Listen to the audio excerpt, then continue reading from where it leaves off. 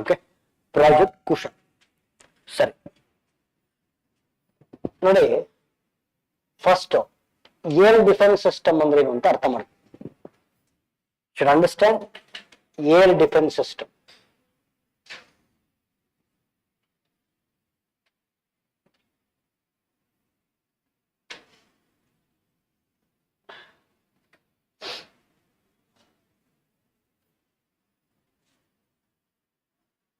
ಹಾ,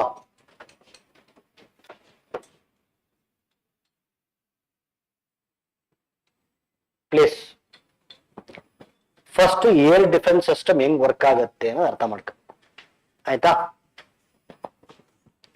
ಈಗ air defence system ಹೆಂಗ್ ವರ್ಕ್ ಆಗುತ್ತೆ,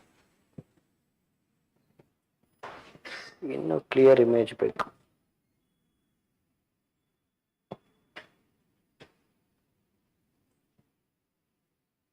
ಹ್ಮ್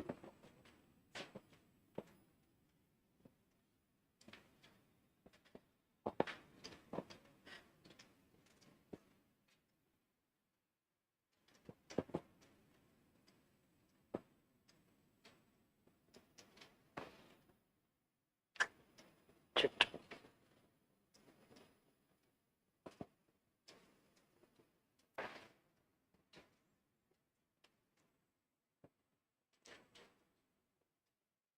ಹ್ಮ್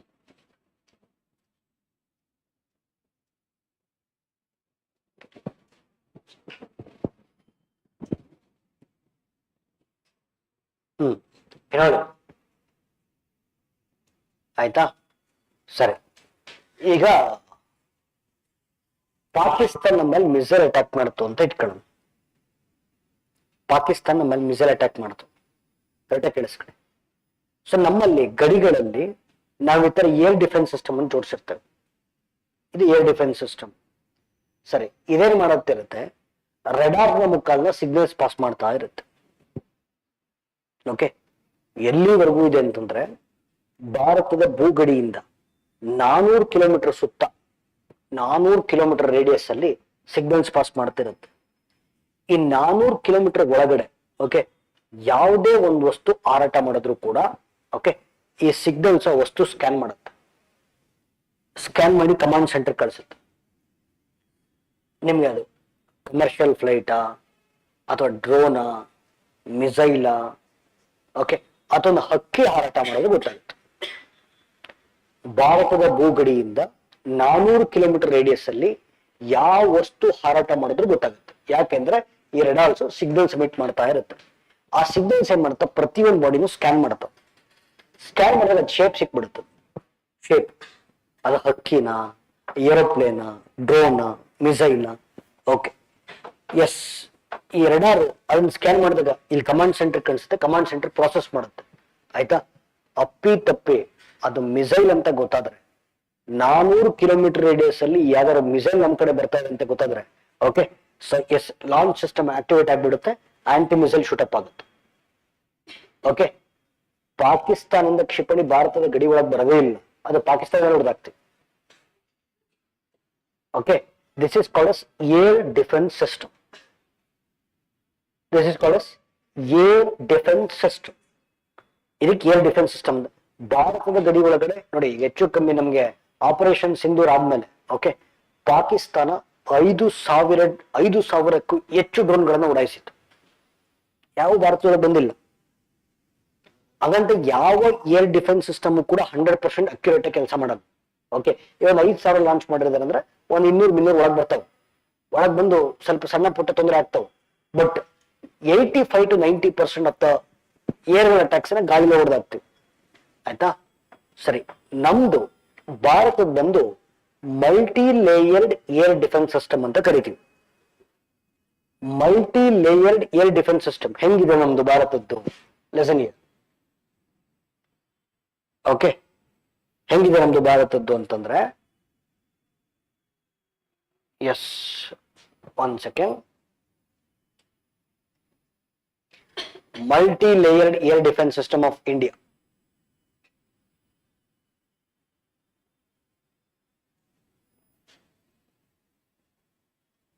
ಇಲ್ಲಿದೆ ನೋಡಿ. ಓಕೆ, ಈಗ ಸರಿ, ಇಲ್ಲಿ ಫಸ್ಟ್ S-400 ನಿಲ್ಸಿದೆ. ಇದು ನಾವು ಡೆವಲಪ್ ಮಾಡಿದ್ದಲ್ಲ, ಇದು ಫ್ರಮ್ ರಷ್ಯಾ. ಓಕೆ, S-400 ಅಂತಂದ್ರೆ 400 ಕಿಲೋಮೀಟರ್ ರೇಂಜ್ ಅಂತ. ಓಕೆ, 400 ಕಿಲೋಮೀಟರ್ ರೇಂಜ್ ಅಲ್ಲಿ ಯಾವುದೇ ಕ್ಷಿಪಣಿಗಳನ್ನು ಬಂದರೂ ಕೂಡ S-400 ಹೊಡೆದಾಕತ್ತೆ. ಓಕೆ, ಇದು ದಾಟ್ಕೊಂಡು ಬಂತು ಅಂತ ಇಟ್ಕೊಳ್ಳಿ, ನಾನು ಹೇಳಿದ್ನಲ್ಲ ಯಾವ ಏರ್ ಡಿಫೆನ್ಸ್ ಸಿಸ್ಟಮ್ 100% ಅಕ್ಯುರೇಟ್ ಇರಲ್ಲ. ಓಕೆ ಸರಿ, ಇದು ಕಣ್ ತಪ್ಪಿಸೊಳಗೆ ಬಂತು ಅಂತ ಇಟ್ಕೊಳ್ಳಿ, ಭಾರತದ ಸ್ವದೇಶಿ ನಿರ್ಮಿತ ಇದು ಆಕಾಶ್ ತೀರ್ ಇನ್ಆಕ್ಟಿವೇಟ್ ಆಗುತ್ತೆ.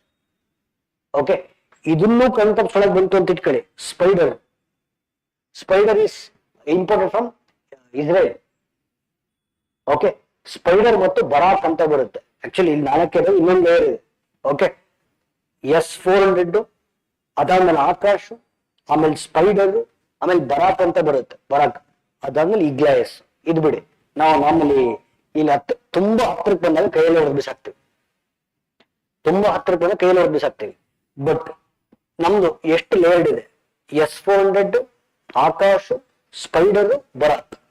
ಆಯ್ತಾ ಸರಿ, ಇದರಲ್ಲಿ ಆಕಾಶ್ ಒಂದೇ ಸ್ವದೇಶಿ ನಿರ್ಮಿತ, ಮಿಕ್ಕಿದೆಲ್ಲ ಇಂಪೋರ್ಟೆಡ್. ಈಗ ಸರ್ S-400 ರೇಂಜ್ ಅಲ್ಲಿ, ಓಕೆ, S-400 ರೇಂಜ್ ಅಲ್ಲಿ ಭಾರತ ತನ್ನದೇ ಆಗಿರ್ತಕ್ಕಂಥ ಏರ್ ಡಿಫೆನ್ಸ್ ಸಿಸ್ಟಮ್ ಅನ್ನ ಬಿಲ್ಡ್ ಮಾಡ್ತಿದೆ. This is project already test ಶುರು ಆಗಿದೆ. ಸಿಂಪಲ್, S-400 ಎಲ್ಲ ಬೀಚ್ ನೋಡ್ಕೊಂಡ್ಬಿಡೋದು.